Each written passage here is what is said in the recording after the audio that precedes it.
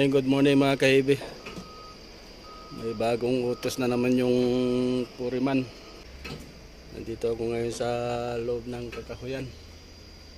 At mag-additional ako ng 100 meters na clearing. Dito mga kaibi. Dinaanan ko na ng isang bisis para masukat ko kung ilang metro yung clearing. Yan mga kaibi yung isang blade na pinadaanan ko. Bali 50 meters na siguro ito. Tapos dito sa kabila 50 meters na rin. Ito yung gamit kong bulldozer D10T.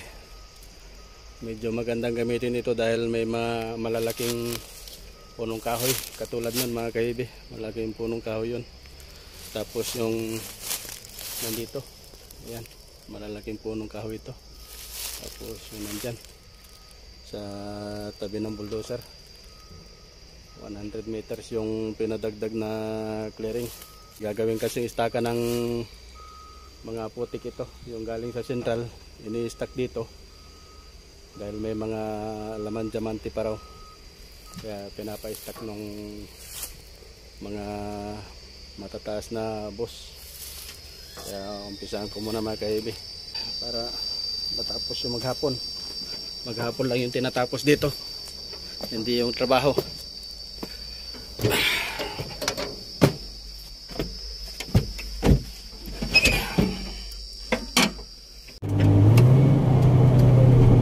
Lagi-lagi itong puno mga kaibi.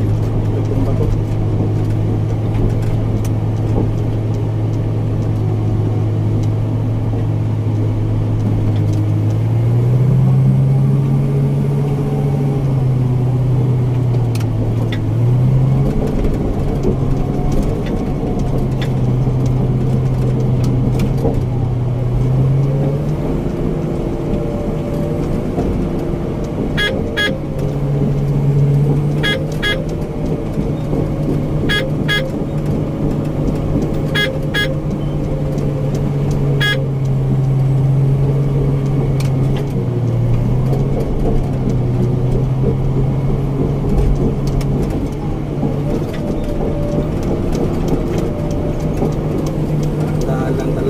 Delikado yung malalaking puno, yung sanga babagsak sa bulldozer pag nagkamali.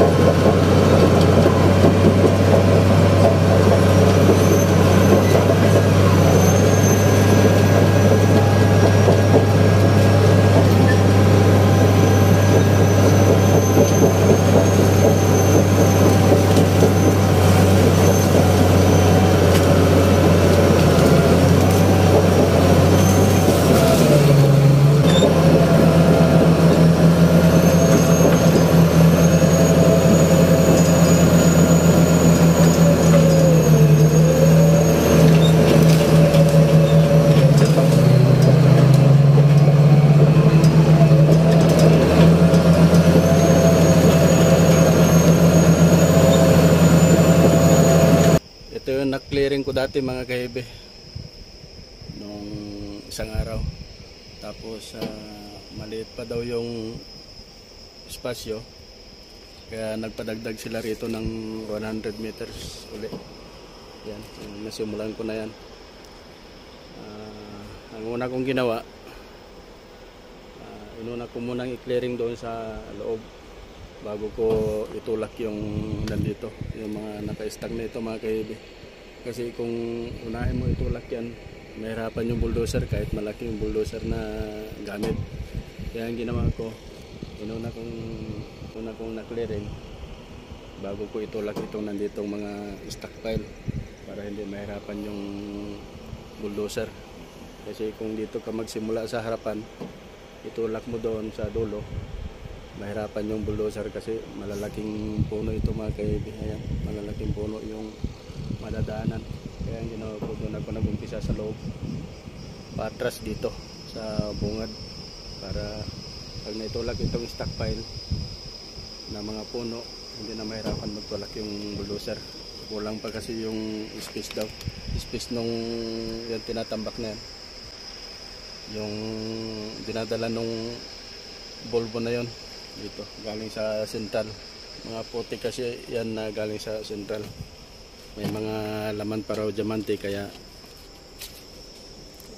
ini-stockpile nila rito.